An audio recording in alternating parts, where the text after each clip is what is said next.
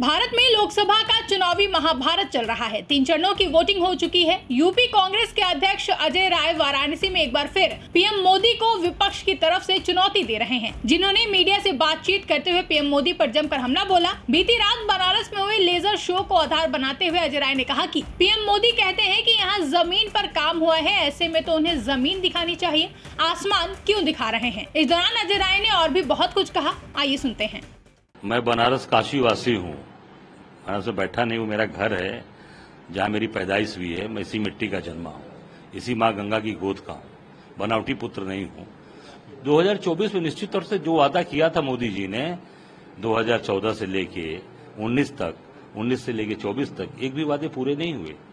सारे वादे जस के तस रखे हैं। इस नाते पूरी जनता इस बार बदलाव के मूड में है और निश्चित तौर से मोदी जी को यहाँ से हम लोग बैरंग भेज देंगे। अमित शाह और मोदी में कोई अंतर नहीं है। अभी तो मैं आज अखबारों में पढ़ रहा था कि केजरीवाल जी ने कहा है कि हटने वाले हैं आगे 27 में, इनको शायद 25 या 27 में शायद ऐसे कुछ बोला, 1 साल बाद ना कुछ ऐसा बोला है कि शायद अमित शाह बन जाएंगे। तो इन्होंने कहा नहीं 29 में भी रहेंगे, 29 के बाद भी बनेंगे। अरे भाई 75 साल आपने तय किया, तो जो 75 साल मोदी जी ने तय किया, तो 75 साल के बाद ये बनेंगे। बाकी लोगों का क्या हुआ? आपने अडवाणी जी को निपटा दिया, आपने जोशी जी को निपटा दिया, जितने वरिष्ठ नेता गण थे भाजपा के 3 धरोहर, उसमें से निपटा दिया आपने। अभी आपने शिवराज सिंह चौहान को निपटाया, वसुंधरा राजे को निपटाया, सब लोग। तो क्या मोदी जी 75 साल से ज्यादा उसी पीएम रहेंगे? तो ये अमित शाह ने ये भी कहा है।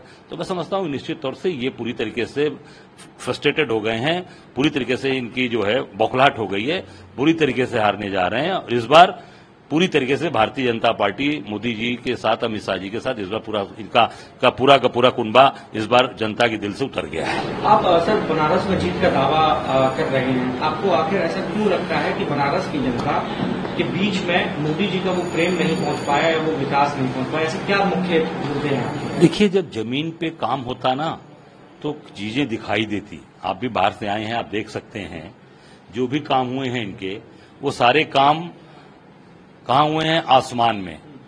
अब ये लेजर शो से दिखा रहे हैं, और लेजर शो से दिखा रहे हैं तो लेजर शो तो जमीन पे काम हुआ है, तो फिर लेजर शो दिखाने की क्या जरूरत है भाई? आसमान में क्यों दिखा रहे हो? जमीन पे दिखाओ, जाके गंगा जी का घाट दिखा दो, जरा नाले गिर रहे हैं वो आप दिखा दो। ये सारी चीजें केवल और केवल बनावटी चीजें चल रही हैं। मुझे लगता है कि ये सारी चीजें ध्वस्त हो चुकी हैं और जनता के बीच में स्कूल आपने भी नहीं खोला, एक भी कॉलेज नहीं, एक कल कारखाना नहीं है। एक अमूल की फैक्ट्री वो मेरी लाई हुई 2016 की रजिस्ट्री है। जब यूपी में 3 फैक्ट्रियां आई थी उस दौरान वो आई है, फतेहपुर, लखनऊ और बनारस। वो जो है कोर्ट के अंदर वो चीजें रुकी हुई थी, इस नाते देर हुआ। और निश्चित तौर से आप वो कारखाना हम लोग के समय का, उसमें भी सब गुजरात के लोग काम कर रहे हैं। अंदर फैक्ट्री में जितने भी एम्प्लॉइज हैं परमानेंट, वो गुजरात के लोग हैं। बाहर जो टेम्परेरी बेस वाले रखे गए हैं, रोज दिहाड़ी वाले, वो केवल यहाँ के यूपी और बिहार के लोग यहाँ काम करते हैं। जहां से 80 में 80 सीट चाहिए आपको, वहां के लोगों को आपने दिहाड़ी पे रख रखा है, यूपी बिहार वालों को। तो निश्चित तौर से इस बार जनता इसको पूरा हिसाब लेगी।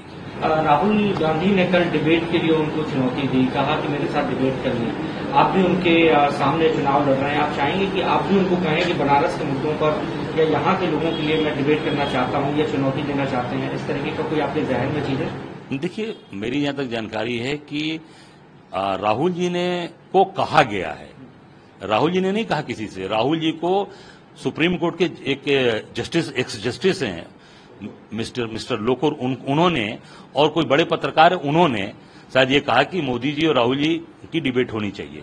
उसके लिए राहुल जी तैयार हो गए कि नहीं मैं तैयार हूं, मैं डिबेट करने के लिए तैयार हूं। अरे भाई, मैं तो सौभाग्यशाली हूं, काशी वासी हूं। काशी के मुद्दे पर बिल्कुल मोदी जी मैं चाहूंगा कि हमें, और बिल्कुल जो उन्होंने वादे किए थे उस वादे पर मैं डिबेट करने के लिए पूरी तरीके से तैयार हूं।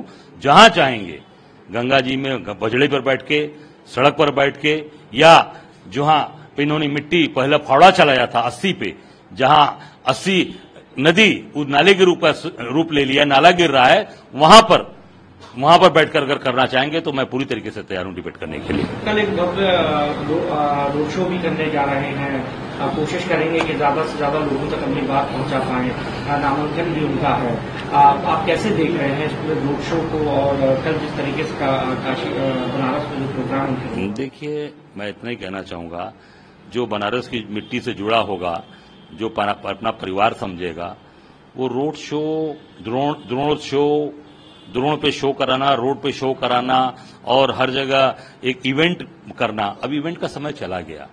गुलाब का फूल बरसाना, कहीं मोर की पंखी का नाच कराना, कहीं घोड़ा वाला नाच कराना, वो समय चला गया।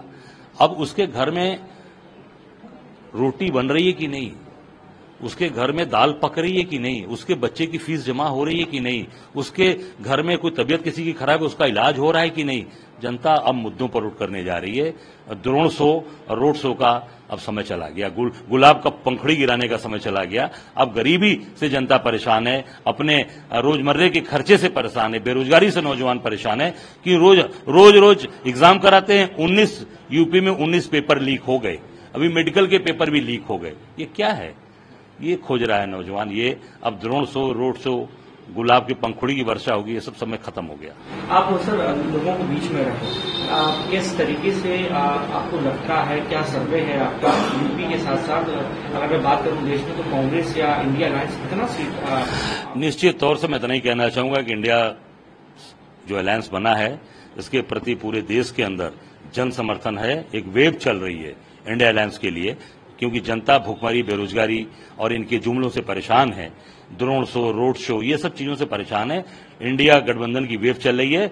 निश्चित तौर से इंडिया गठबंधन की सरकार 4 जून को बनेगी। ये हम सब बाबा विश्वनाथ के आशीर्वाद से, मां गंगा की मैया की कृपा से बोल रहे हैं। 4 जून को आप सरकार बनाने का दावा कर रहे हैं, मतलब प्रधानमंत्री से लेकर पूरी बीजेपी ये कह रही है कि राहुल गांधी अपनी कम जितनी उम्र है उससे भी कम सीटें लेकर आए। अब इतने परेशान फिर क्यों हैं?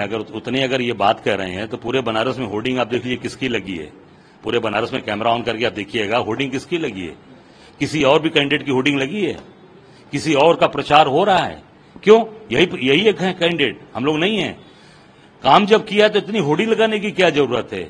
हर दिल में आप लिखना चाहते हैं, अरे दिल में तो आप लिखे ही हुए हैं। जब हम काम करेंगे तो आप अपने आप लोगों के मन में उतर जाएंगे, दिल में उतर जाएंगे। इतनी होर्डिंग लगा रहे हैं, लेजर शो करा रहे हैं लाखों करोड़ों रुपया लगाकर, इतना जो है आप पूरा का कल आप रोड शो करने वाले हैं करोड़ों रुपया खर्चा करके। अरे किसी अनाथालय को दान दे दीजिए, किसी वृद्धाश्रम को दान दे दीजिए, किसी स्कूल को बनवा दीजिए, जो जहां गरीब बच्चे नहीं पढ़ पा रहे हैं उनके यहां दे दीजिए। कोई गरीब बच्चियों की शादी नहीं, आज मदर्स डे है, आज का दिन है। मैं धन्यवाद शुभकामनाएं देता, माताओं को शुभकामनाएं देना चाहता हूं।